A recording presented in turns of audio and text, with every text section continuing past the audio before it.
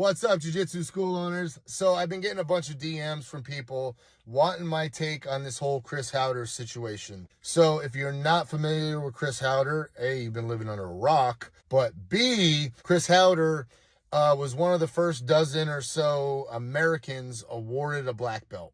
And he recently closed down his school after like 21 years in Redondo Beach. So what's my take on this? Well, it sounds like he closed it down because the location he was in was bought, and I don't know if they were going to renew or something like that. But here's my take. Chris has been in business for over 20 years. So that means he took a lot of kicks to the groin. The business is tough, stressful, and it sounds like, he has other revenue streams like online and things like that. It sounds like the juice wasn't worth the squeeze anymore. So this was the right time to get out. Great reason to get out. And you can almost get out scot-free. It's not that you failed. It's the fact that we can't renew our lease and it's just too much of a hassle, so I'm out. A lot of people used COVID for this exact same thing.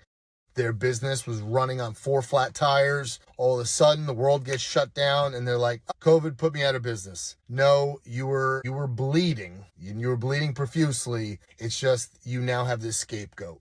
This scapegoat of COVID, this scapegoat of my lease won't be renewed, whatever, is the perfect out. No, not throwing any shade on that. He's been in business 21 years. Sounds like he's doing great online. He's got other revenue streams, so family's going to be taken care of. But his wife did mention in this that they did look at moving the location, and it sounded like it was going to be like $11,000 to do that. That right there shows me this is a hobby and not a business. Why do I say that? Because none of my businesses run on less than $20,000 a month in expenses. And Redondo Beach, the median income is $140,000 plus. So that means every house in the area, the average of those houses, inside those houses, those people are making $140,000. That's the average. So some way higher, some a little lower. So if I can get a business in that area for $11,000, is pretty surprising, but $11,000, and I can't make $40,000, $50,000, $60,000 a month.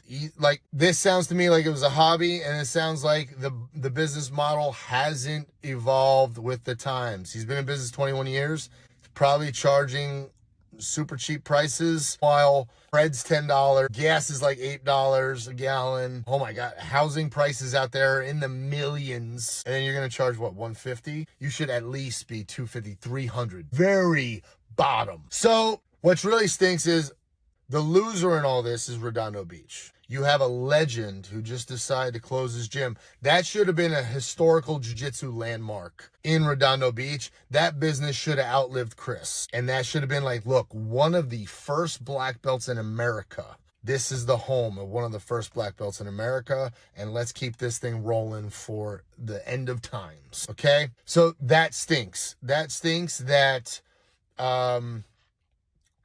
it doesn't sound like the business structure was the right structure. It sounds like it was a hobby, and it sounds like, especially since you're making more money online and with less stress, that this became, like I said, an easy out. This is what I love about business. What I want people to take away from this is it doesn't matter who you are. It doesn't matter if you're one of the first black belts, American black belts ever. It doesn't matter how long you've been in business. The community doesn't know you until you tell them who you are. I promise you, not everyone in town knew who Chris was or the significance of Chris being in their area. And that's what sucks. And we just assume like I'm this big name and I have all these accolades. No, you go to the grocery store, you're a nobody, which is empowering to everyone who's not Gordon Ryan or Chris Haueter. You can go into their town right now and dominate.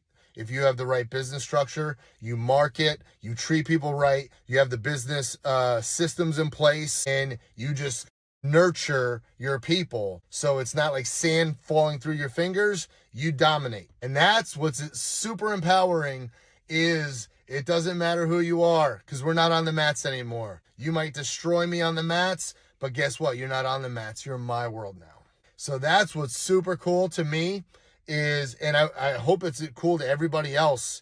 And you're not looking at it, wow, if he can't make it, how can I make it? No, it's they didn't have the skill sets. There's a ton of world champions who are literally eating cat food or living in their gym because they for whatever reason have not learned the skill sets of business and choose not to. And instead their bravado is like, well, I'm a jiu-jitsu world champion. You should be training with me. How can you how can you do karate? You should know who I am.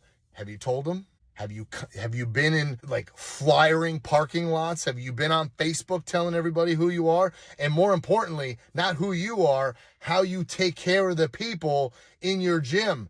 Their accomplishments, not yours. That's where we get it wrong too. Me. No, it's about them. Look, I took this person, never done jiu-jitsu before, and after 6 months, they're winning this tournament, or they're doing this, or they got this. No, instead we talk about me. Look at me with my medals. And then people say, wow, you're you. I can never be you. Instead, you say, hey, I've taken this person. I've taken that person. I took you. I could take you too. All I need you to do is come in. This is where we all get it wrong, guys. So anyways, that's my take on the Chris Haueter situation. He's a legend. I wish I could have talked to him before he made this decision, because we would have made that a historical landmark in Redondo Beach, and he'd still be open, and people would be going to town to take a picture in front of that landmark, because that has one of the first dozen American black belts in it. So, Chris, you're a legend, and I hope everything you're doing brings you the lifestyle and the joy you want. So take care, everybody. I'll see you on the mats.